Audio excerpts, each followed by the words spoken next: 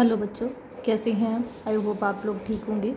अभी तक बेटा हम लोगों ने जो हमारा चैप्टर 5 है that is periodic classification of elements, या हम बात करें हिंदी में इसको तत्वों का आवर्त वर्गीकरण कहते हैं, इसकी हम लोग 3 वीडियो देख चुके हैं बेटा। और आखिरी जो टॉपिक है हमारा वो चल रहा है, लास्ट टॉपिक हम लोग इस चैप्टर का कवर करने वाले हैं।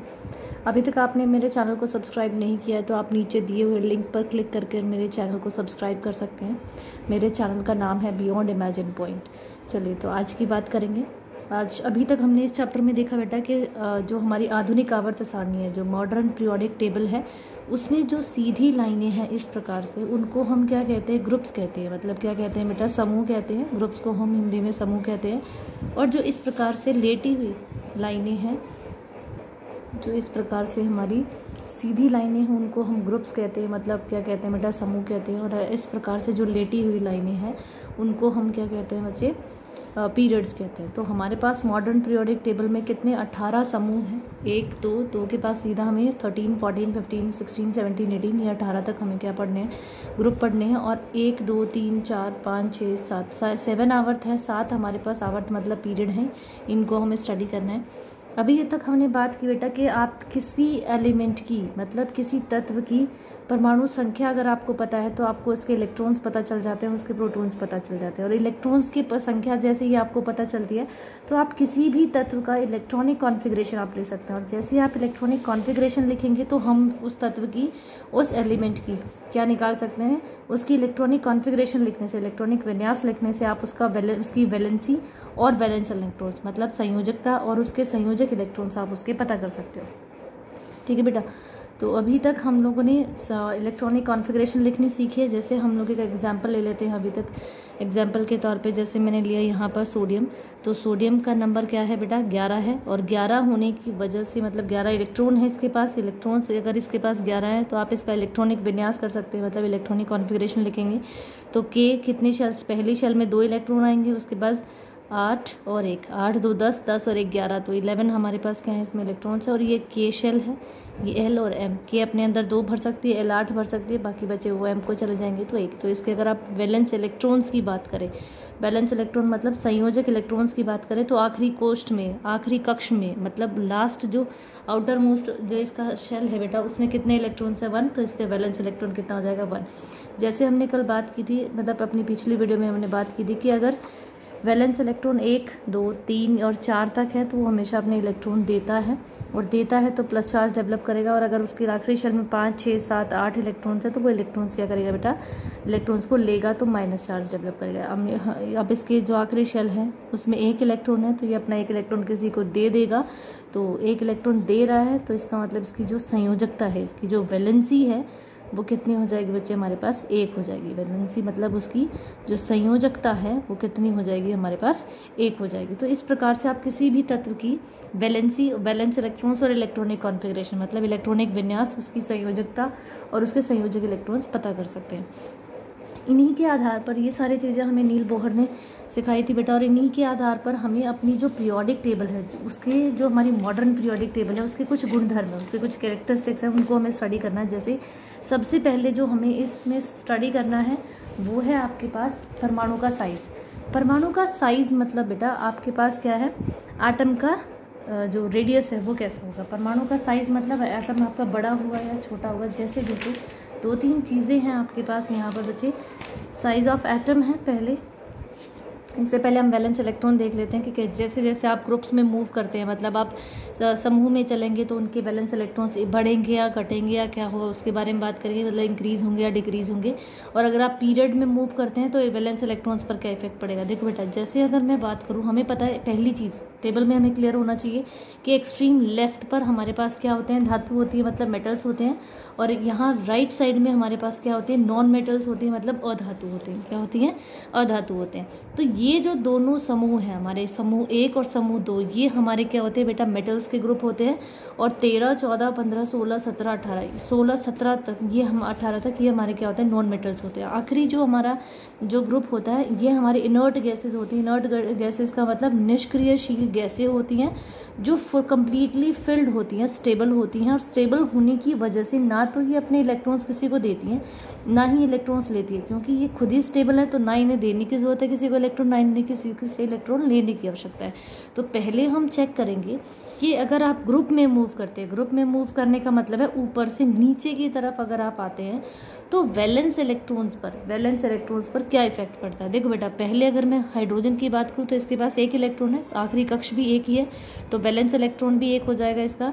तो यहाँ पर भी देखो एक है। अगर मैं लिथियम की बात करूँ तो भी एक है, अगर मैं सोडियम की बात करूँ तो भी एक है, अगर मैं पोटेशियम की बात करूँ तो भी मेरे पास क्या है, एक है। इसका मतलब अगर जैसे जैसे ग्रुप में मूव करते हैं ऊपर से नीचे की ओर, तो वैलेंस इलेक्ट्रॉन्स की संख्या पर कोई इफेक्ट नहीं हो रहा है, क्योंकि आखिरी कक्ष के इलेक्ट्रॉन आपको देखने तो ये भी 1 है, ये भी 1 है, ये भी 1 है और ये भी 1 है। ऐसे ही अगर मैं दूसरे ग्रुप की बात करूँ, दूसरे समूह की बात करूँ, तो उसमें भी क्या है बेटा, देखो दूसरी दो आखिरी कक्ष देखना, आखिरी कक्ष में देखो यहाँ भी 2 इलेक्ट्रॉन है, यहाँ भी 2 इलेक्ट्रॉन है और यहाँ भी 2 इलेक्ट्रॉन है। तो मतलब हम लोग कंक्लूड कर सकते हैं कि आप ग्रुप में जैसे ऊपर से नीचे की तरफ अगर आओगे तो वैलेंस इलेक्ट्रॉन्स हमेशा, मतलब जो संयोजक इलेक्ट्रॉन्स है उनकी संख्या पर कोई भी प्रभाव नहीं पड़ेगा, वो सेम रहेंगे। आप इधर से आप नॉन मेटल्स के ग्रुप में भी देख सकते हो बेटा, जैसे यहाँ 3 है, यहाँ भी 3 है और यहाँ भी 3 है। यहाँ देखिए अगर 14th ग्रुप की बात करूँ तो ये भी 4 है, ये भी 4 है, ये भी 4 है। 15th की बात करें, देखो बेटा आपको एक छोटी सी बात बताते हो, 13th का नंबर क्या होता है, 1 और 3, मतलब लास्ट क्या है 3। तो इनका अगर आप लास्ट ऑब्जर्व करेंगे, आखिरी जो शेल है, आखिरी जो कक्ष है, उसको अगर आप ऑब्जर्व करेंगे तो 13 के लास्ट में भी 3 आता है और इनके जो वैलेंस इलेक्ट्रॉन है आखिरी कक्ष में भी जो इलेक्ट्रॉन्स है उनकी संख्या कितनी है, 3 है। अगर आप 14 को देखेंगे, 14 को देखोगे तो 4 है और इनकी भी आखिरी कक्ष में क्या है, 4 है। अगर आप 15 को देखेंगे तो लास्ट में 5 है और इनके आखिरी कक्ष में भी, मतलब इनके वैलेंस इलेक्ट्रॉन भी 5 है। 16 को देखेंगे तो इसके आखिर में भी क्या होता है, 6 होता है, तो इसके भी इलेक्ट्रॉन्स की संख्या, वैलेंस इलेक्ट्रॉन्स की संख्या 6 हो जाएगी, ठीक है। ऐसे ही 17 है तो 7, 18 है तो 8। तो इस प्रकार से आप इनको क्या कर सकते हैं, लर्न कर सकते हैं। इनके ग्रुप की संख्या से आपको पता चल जाएगा कि अगर ग्रुप 13 है तो वैलेंस इलेक्ट्रॉन 3 होंगे, ग्रुप 14 है तो उनके वैलेंस इलेक्ट्रॉन 4 होंगे, अगर ग्रुप 15 है तो उनके वैलेंस इलेक्ट्रॉन्स 5 होंगे। तो इस प्रकार से आप इसको क्या कर सकते हैं, लर्न भी कर सकते हैं। तो दूसरी इंपॉर्टेंट बात, जैसे जैसे आप ग्रुप में मूव कर रहे हैं, ऊपर से नीचे की तरफ आ रहे हैं समूह में, तो उनके वैलेंस इलेक्ट्रॉन्स पर, उनके संयोजक इलेक्ट्रॉन्स पर कोई इफेक्ट नहीं होता, उनके जो संयोजक इलेक्ट्रॉन्स है वो समान रहते हैं। लेकिन जैसे जैसे आप आवर्त में मूव करेंगे तो आपके संयोजक इलेक्ट्रॉन्स पर इफेक्ट पड़ेगा। कैसे, आप देखिए यहाँ पर संयोजक इलेक्ट्रॉन 1 है, जैसे ही आप आवर्त जो आपके पास सेकेंड आवर्त है उसमें आप अगर ऐसे मूव करेंगे बेटा, लेफ्ट से राइट की तरफ चलना शुरू करेंगे, देखो यहाँ 1 है, यहाँ 2, यहाँ 3, 4, 5, 6, 7 और 8। इसका मतलब क्या हो रहा है, संख्या बढ़ रही है। जब आप समूह में मूव कर रहे थे तो वो समान थे, एक जैसे थे, सेम थे, लेकिन जैसे जैसे आप पीरियड में, आवर्त में मूव कर रहे हैं तो उनकी संख्या देखिए 1, 2, 3, 4, 5, 6, 7, 8, वो क्या हो रही है, बढ़ रही है।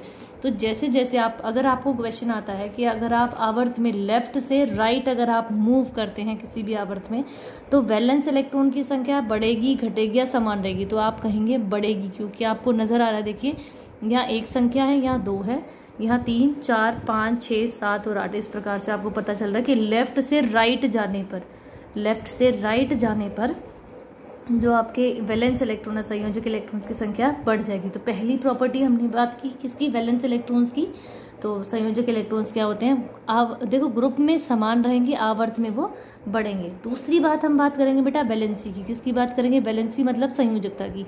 अगर आप बात करेंगे बेटा संयोजकता की, तो संयोजकता देखिए जिसके पास इलेक्ट्रॉन 1, 2 और 3 है और 4 तक है, तो वो अपने इलेक्ट्रॉन्स देंगे। जब वो अपने इलेक्ट्रॉन्स देते हैं तो उनके ऊपर प्लस चार्ज डेवलप होता है। वैसे भी हमें ये बात हमेशा पता होनी चाहिए कि धातु हमेशा पॉजिटिव चार्ज बनाती हैं, प्लस चार्ज बनाती हैं, और जो अधातु है, मेटल्स के पास प्लस चार्ज होता है, अधातु मतलब नॉन मेटल्स है, उनके पास नेगेटिव चार्ज होता है। तो ये पॉजिटिवली चार्ज होते हैं, ये नेगेटिवली चार्ज होते हैं। जब आप समूह में, अगर आप ग्रुप में मूव करेंगे तो यहाँ पर देखिए वैलेंस इलेक्ट्रॉन्स एक की संख्या 1 है, तो मतलब सभी अपना 1 इलेक्ट्रॉन शेयर कर सकते हैं, इसका मतलब इनके ऊपर +1 चार्ज रहेगा। ये 2 इलेक्ट्रॉन शेयर कर सकते हैं, तो ये 2, इनके पास कितना रहेगा बेटा, प्लस चार्ज 2 रहेगा। तो जो ये जो हमारे मेटल्स हैं, धातु हैं, इनके पास +1 रहता है, इसके पास +2, ये +3 और यहाँ से +-4 -3 -2 -1 और 0। तो अगर मैं बात करूँ पॉजिटिव मेटेलिक कैरेक्टर की, पॉजिटिव धात्विक गुण की बात करूँ, तो देखो यहाँ पर धातु है, यह अधातु है। तो जैसे जैसे आप आप समूह में मूव करेंगे तो धात्विक गुण क्या होता है, बढ़ता है।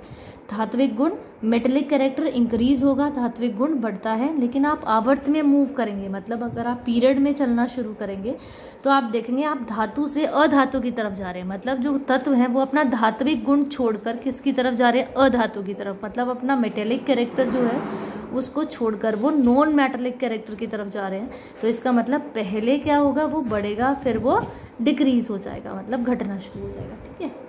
अगर मैं नेक्स्ट जो हमारे पास जो प्रॉपर्टी है that is size of the atom. Size of the atom का मतलब होता है किसी भी परमाणु का साइज। वो अगर वो आवर्त में चलते हैं, ऐसे आवर्त में लेफ्ट से राइट, तो क्या होगा, और समूह में मूव करते हैं तब क्या होगा। देखो बेटा, धात्विक गुण की हमने बात की कि धात्विक गुण क्या होगा, समूह में घटेगा, क्योंकि वो धातु से अधातु की तरफ चला गया। यहाँ पॉजिटिव चार्ज होता है, यहाँ पर नेगेटिव चार्ज होता है। तो हम ये भी कह सकते हैं कि पॉजिटिव चार्ज जो प्लस चार्ज का कैरेक्टरिस्टिक है वो पहले तो बढ़ेगा, उसके बाद वो घटना शुरू हो जाएगा।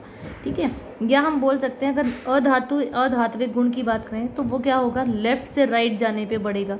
धात्विक गुण घट रहा था, लेकिन अधात्विक गुण की बात करें तो वो क्या हो जाएगा, घटता हुआ चला जाएगा।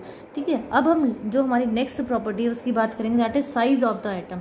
साइज ऑफ द एटम का मतलब होता है बेटा, साइज ऑफ एटम मतलब परमाणु का साइज। क्या होता है, परमाणु का साइज की अगर मैं बात करूँ, साइज मतलब उसका, तो अगर मैं परमाणु के आकार की बात करूँ, साइज ऑफ द एटम की अगर मैं बात करूँ तो उस पर क्या इफेक्ट पड़ेगा। देखो बेटा, जो भी एटम होता है, जैसे हम सबको पता है कि जितने भी हमारे पास एटम्स होते हैं उनके पास क्या होता है, सेंटर में जो केंद्र है उसके पास तो प्लस चार्ज होता है, और नेगेटिव चार्ज क्या होता है, बाहर रिवॉल्व कर रहा होता है, बाहर घूम रहा होता है। तो जितना नेगेटिव चार्ज बाहर बढ़ेगा वो उतना ज़्यादा अंदर की तरफ क्या होगा, अट्रैक्ट होगा। जिससे क्या होगा बेटा, जिससे क्या होगा, उसका जो साइज है, देखो कोई भी चीज़ है, नेगेटिव चार्ज है और प्लस चार्ज है, दोनों एक दूसरे को अट्रैक्ट करेंगे। तो जितना नेगेटिव चार्ज बाहर होगा, सेंटर की तरफ आकर्षण उतना ज़्यादा होगा। क्या होगा, उतना ही आकर्षण ज़्यादा होगा उसका। तो जितने वैलेंस इलेक्ट्रॉन आखिरी कक्ष में ज़्यादा होंगे उतना ही ज़्यादा क्या होगा बेटा, उसका साइज़ छोटा होता चला जाएगा। तो अगर मैं बात करूँ यहाँ पर देखिए, जैसे अच्छा एक और चीज़, जब आप ग्रुप में मूव करेंगे तो पहले एक शेल आएगी, आपके पास एक कक्ष है। जैसे ही आप दूसरे आवर्त में आएंगे तो 2 कक्ष आ जाएंगे, तीसरे आवर्त में आएंगे तो 3 आ जाएंगे, चौथे में जाएंगे तो 4 कक्ष आ जाएंगे। तो आप यहाँ से भी अंदाज़ा लगा सकते हैं कि जब आप किसमें समूह में, किसमें ग्रुप में, समूह में मतलब ग्रुप में जब आप मूव करेंगे तो ऊपर से नीचे जाने पर क्या हो रहा है, आकार किसका, एटम का आकार, जो परमाणु का आकार है, साइज ऑफ द एटम है, वो क्या हो रहा है, इंक्रीज हो रहा है। क्या हो रहा है, इंक्रीज हो रहा है। लेकिन जैसे जैसे आप आवर्त में मूव करेंगे तो देखो यहाँ पर आखिरी कक्ष में 1 इलेक्ट्रॉन है, यहाँ देखो आखिरी कक्ष में नंबर जो हमारे पास शेल्स हैं वो 2 ही थी, और यहाँ 1 है इलेक्ट्रॉन, यहाँ पर 2 आ गए। फिर अगर मैं बात करूँ तो 3 आ गए, फिर अगर हम बात करें तो 4 आ गए, फिर अगर बात करें तो 5। ये क्या हो रहा है, बाहर जो है वैलेंस इलेक्ट्रॉन्स मतलब नेगेटिव चार्ज, यहाँ 1 था, यहाँ 2 है, यहाँ 3 है, यहाँ 4 5 6, मतलब बाहर अंदर तो प्लस चार्ज उतना ही, लेकिन बाहर क्या हो रहा है बेटा, नेगेटिव माइनस चार्ज बढ़ रहा है। जब बाहर अंदर पॉजिटिव और बाहर माइनस चार्ज बढ़ेगा तो उनके बीच में अट्रैक्शन होगा, मतलब वो आकर्षित करेंगे, और हमारा एटम क्या होगा, वो श्रिंक होता चला जाएगा, सिकुड़ता चला जाएगा। इसका मतलब क्या हुआ, जो हमारा एटम पहले इतना था वो क्या होगा, थोड़ा सा श्रिंक हो जाएगा, फिर और श्रिंक हो जाएगा, और श्रिंक हो जाएगा, और बहुत छोटा हो जाएगा। इसका मतलब जैसे जैसे आप आवर्त में मूव करते हैं, आप पीरियड में मूव करेंगे तो साइज ऑफ द एटम क्या होगा बेटा, वो डिक्रीज करेगा। अगर आप समूह में मूव कर रहे थे तो वहाँ पर आपका जो साइज ऑफ द एटम है, आपके जो परमाणु का साइज है, आकार है, वो बढ़ रहा था। लेकिन अगर आप आवर्त में मूव करते हैं तो साइज ऑफ द एटम जो है वो डिक्रीज करेगा, यहाँ पर बढ़ेगा, यहाँ पर वो घटेगा। जैसे आप इसमें पीरियोडिक टेबल में भी देख सकते हैं कि यहाँ पर वैलेंस इलेक्ट्रॉन्स की संख्या 1 है, कक्ष भी 1 है, इलेक्ट्रॉन भी 1 है, यहाँ कक्ष 2 बढ़ गए, ठीक है, यहाँ 3 बढ़ गए, यहाँ 4, ऐसे ही 5 6 ऐसे वो बढ़ते चले जाएंगे। लेकिन आप ये चेक करिए कि बाहर इलेक्ट्रॉन 1 1 ही है, तो फोर्स ऑफ अट्रैक्शन तो उसको नेगेटिव चार्ज से मिल रहा है जो एक ही है, लेकिन अंदर क्या हो रहा है, एक शेल आई, फिर दूसरी, फिर तीसरी, फिर चौथी, इस तरीके से क्या हो रहा है बेटा, उसका साइज बढ़ रहा है। लेकिन जैसे आप आवर्त में मूव करते हैं, देखो यहाँ 3 कक्ष हैं, यहाँ भी 3 कक्ष हैं, यहाँ भी 3 3 3, पूरे पीरियड में, पूरे आवर्त में 3 ही कक्ष हैं, 3 ही उसके पास क्या है, शेल्स हैं। लेकिन बाहर क्या हो रहा है, यहाँ 1 इलेक्ट्रॉन आया, यहाँ 2 आ गए, यहाँ 3 4 5 6 7 8। इससे क्या हो रहा है कि इलेक्ट्रॉन्स की संख्या बढ़ रही है। और जैसे जैसे इलेक्ट्रॉन्स की, देखो शेल्स तो इतनी ही है, शेल तो एटम का साइज इतना है, लेकिन बाहर नेगेटिव चार्ज बढ़ रहा है। बाहर नेगेटिव चार्ज बढ़ेगा तो क्या होगा, धीरे धीरे उनके बीच में आकर्षण होगा, और आकर्षण होने से क्या होगा, एटम का साइज जो इतना बड़ा था वो क्या हो जाएगा, धीरे धीरे छोटा हो जाएगा। इसका मतलब साइज क्या होगा, डिक्रीज करेगा। तो जब आप पीरियड में, किसमें, पीरियड में मतलब जब आप उसके आवर्त में मूव करेंगे, किसी भी हमारी आधुनिक आवर्त सारणी के, मॉडर्न पीरियोडिक टेबल के, तो एटम का साइज क्या होगा, डिक्रीज होगा। लेकिन आप समूह में मूव करते हैं तो वो क्या रहेगा, बढ़ेगा।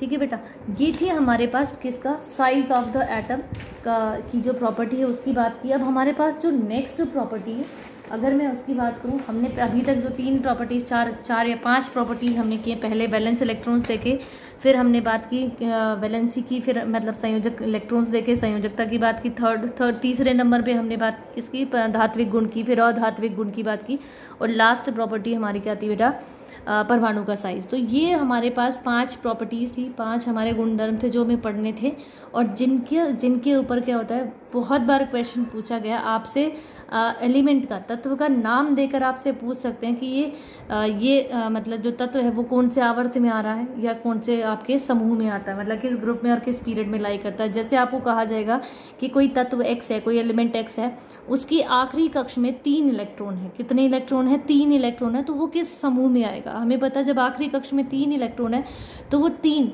मतलब 13 में 3 आता है, तो 13वें ग्रुप में, किसमें, 13वें समूह में, 13th ग्रुप में वो लाई करेगा। अगर आपसे पूछा जाए कि किसी परमाणु के, किसी एटम के पास कितने हैं, मतलब अगर हम बात करें यहाँ पर 4 कक्ष हैं, कितने कक्ष हैं, 4 कक्ष हैं, तो 4 कक्ष किस में, हमारे चौथे पीरियड में है। पहले पीरियड में 1 कक्ष, फर्स्ट पीरियड है तो पहला आवर्त है तो एक ही कक्ष होगा, दूसरे आवर्त में 2, तीसरे में 3, चौथे में 4, मतलब 4 कक्ष में है। 4 क्या है उसके पास, आवर्त में कितने, 4 कक्ष हैं, और लास्ट वाले में कितने इलेक्ट्रॉन्स हैं, 3 इलेक्ट्रॉन्स। अगर मैं बात करूं तो अगर आपको पास क्या दिया हो, तो अगर आपसे पूछा जाए कि कोई तत्व है, कोई एलिमेंट है आपके पास जिसके पास 4 कक्ष हैं, क्या है, 4 कक्ष हैं, और उसके पास आखिरी कक्ष में 3 इलेक्ट्रॉन है, और आप पहचानिए कि वो कौन है, तो आप देखिए 1 2 3 4, चौथा कक्ष हमारे पास ये है, और 3 उसके वैलेंस इलेक्ट्रॉन है लास्ट में, तो वो क्या होगा, आपके पास गैलियम होगा। तो इस प्रकार से आप किसी भी तत्व का, किसी भी एलिमेंट का पीरियड या समूह या आप उसका ग्रुप क्या कर सकते हैं, पहचान सकते हैं। तो आई होप आपको समझ आएगा बेटा। आज के लिए इतना ही, चलिए, थैंक यू।